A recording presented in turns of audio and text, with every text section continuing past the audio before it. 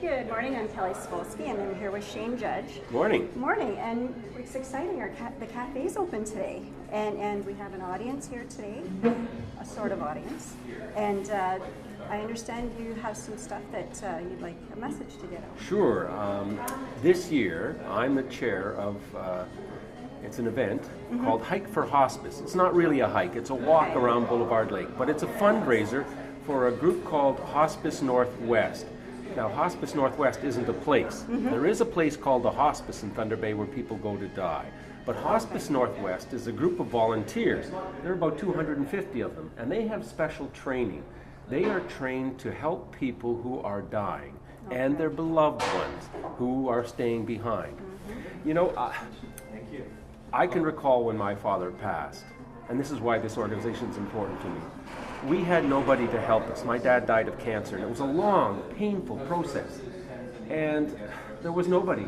It was just our family. Maybe the occasional friend would drop over. Dad was at home. He wasn't in the hospital. But it was agonizing, and all of us kids and my mother was incredibly stoic, but all of us could have used the help of somebody who knew about the dying process and could have held our hand, could have held my dad's hand. So we went through quite a traumatic period, and it's always stuck with me. And so when I was invited, because I ran for mayor last year and I had a community profile, when I was asked to chair this, I said, absolutely. I'm also the chair of the board at Trinity United Church, and one of our community partners happens to be Hospice Northwest. We fundraise at the church, and we chose Hospice Northwest because we believe in its work to be one of our partners, and so we give 10% of all the money we raise at Trinity. So there's a natural synergy between the two groups, and I have some media experience, having worked at CBC Radio for all that time. So as chair, I'm helping with the communications, getting the word out, because a lot of people are confused about what Hospice Northwest is. It's not the place, it's the people, and these are the people who come out with training and help you get through the dying process. Dying is a natural part of life, and it's really an educational thing that we're trying to do, including the fundraising, however, to train all these people, and we train people not only in Thunder Bay, but also in surrounding communities. This all costs money, and that's why we raise this money, is in order to train more people. And you know, with our aging and shrinking our aging population that I talked about during the election race, you just have to look at the obituaries day in and day out. It's full. So there are a lot of people that need a lot of help. That's why I think this is such a terrific thing to get involved with. And we did use the hospice care when my father passed away, but in St. Joe's we used it. So. You used the hospice itself, but maybe you had a volunteer who came in, perhaps, I'm not quite sure. It was an experience. I mean, it's something you don't forget. And the staff and the volunteers that were there was always, because families actually, when they do go there for a family member that's passed away, they stay there. And then family comes in from out of town if they have the family, and it's like a big hotel almost, but it's very sad. It's very sad. And having a calm voice who understands what's going on would be really helpful in my view, and that's why Hospice Northwest is something that I feel strongly about. Let me tell you a little bit about the fundraiser itself. It's going to happen on May 3rd, and it's really not a hike. We call it Hike for Hospice, but it's a walk around Boulevard Lake. And there will be, it's meant to be a sort of fun celebratory day. There'll be a solemn moment or two. People will be able to put flowers into Boulevard Lake or in the Current River and watch it go down from the Black Bay Bridge. So that's a nice little element to it. There will also be some music and entertainment, and there's a lunch afterward. But what we want people to do, whether it be individually or as a team, we're asking people to put together teams. Individually or as a team, sign up, get pledges from people, and then come out to the event, and your pledges and your team partners, who will also go out and get more pledges, will help the organization along. The best way to find out more about how to get it is just go to the website, hospicenorthwest.ca. So, and we will have that on this video. Oh, great. We will definitely put it up there. Yeah, hospicenorthwest.ca, and there's a link there to Hike for Hospice, and there'll be a form on it where you just sign up people, or call Hospice Northwest they're in the phone book if you have any further questions. And if you see Shane, you can ask him any questions you want. Any questions you Absolutely. want to ask about. Where do we find you during the day? Are you at the church usually? Or? Oh no, people can call me. It's still my home number is 473-9596. Okay. You can go to my Facebook page. I have the link to Hospice Northwest there. That's a good way to get it as well. We hope to get as many people out as possible. We have several sponsors from Gold Corps, the Northwest Funeral Alternatives. Lots of people are helping out. And I think that the community is growing to understand, as you probably, Yes. how important it is that you have some kind of help when you're going through the grieving process. It's not only for the dying person holding their hand and talking to them about what they want to talk There's about. children. There are and children. they might have questions. And then you have literature to help the children, because as an adult grieving and watching their father, it's hard to communicate with the children and know what they're going through. And That's where right. you guys come in. And that's where the special training that these people have, and they go through extensive training, will be able to help. That's amazing. I know the services that I reached out to did help my family immensely, and I have a huge family, and we were all there. But And I think more and more people around the city will come to understand that Hospice Northwest is an important volunteer organization. And I'm part of the educational process, and I'm quite pleased to do it.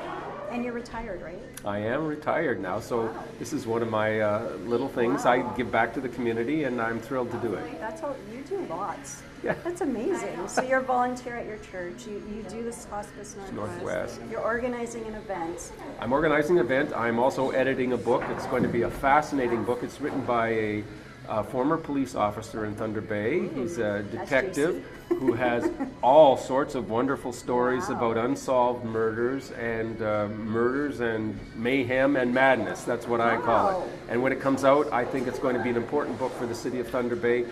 During what I think was probably its golden era of the 50s, 60s, and 70s and 80s, when the population doubled. I'm also going to tell the story, wonderful story, about the end of the brothels in Thunder Bay. Did you know that there were 13 brothels in Fort William at one point in time? And then the police, 13 of them. And Busy city. Busy city. Then the Fort William Police Department cleaned them all up, and they all went over to the north side of the city. And then we had a lot of people will remember the great scandal of the early 1980s when I was a young reporter, where they charged several police officers with a conspiracy to obstruct justice, protecting the brothels. Anyway, this book tells the whole story. It's going to be fascinating. I remember one Crown attorney that lost his job because of Well, that's all certain part of the things. fall. A lawyer lost his job because of this. Our Crown, I know him actually. But It's going to be a fascinating book when it comes out. interesting. So I'm a busy guy. That's not retirement. He's not like what my father did. He said he was retired. And they didn't. Well, you know, I think a community really depends on retirees to do all these jobs. I don't know how I ever worked. I didn't have time, how I had time for work, but I just know that I meet a lot of people, a lot of seniors who are volunteering like crazy.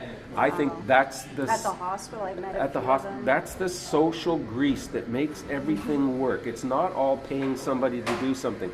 We depend tremendously on volunteers, and I think the more stories, for example, your organization tells about volunteers, the better. I have a question. Who's your mentor? Like, what? Everybody has somebody that they look back on and say, I really admire that person. Oh, well, mentor. It's a little late for my Not mentorship. mentor, but like what? Who are you? Oh, well, you know, back in the day, the guy that I rather looked up to was a Thunder Bay reporter called Corey O'Kelly. Okay. He knew everybody and every back alley and every story you can imagine. He went on to work at CBC Ottawa, and I said, and he always broke stories. And I can remember he was at CBC and I was at the Chronicle Journal back in the day, and he taught me a lot about competition. You had to beat the competition, that's what it was all about.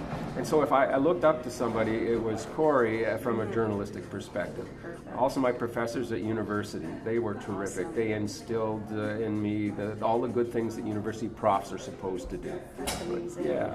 It's really good to know what drives a person and why they do things and Yeah, who right. they are. I knew from grade 9 I wanted to be a reporter. Grade 9. Grade 9, I was always interested in the world, and I wondered what was the vehicle that I could use to be committed to my community and make a difference. And grade 9 was it. And then I went off to journalism school and grad school, and got my first job at the Chronicle Journal. And the rest is history. And you stayed in the community. I stayed in the community. I had opportunities to go elsewhere. But you know, I just love this city so much because it was a great city to grow up in. I still think it's a terrific I do city. too. Absolutely. Yeah. I love it here. Good. Couldn't ask for a better environment. You can drive 10 miles or look to the left or right and there's a lake. And when I lived in Toronto, I couldn't. I looked and there was nothing for miles. I'd have to find a tree.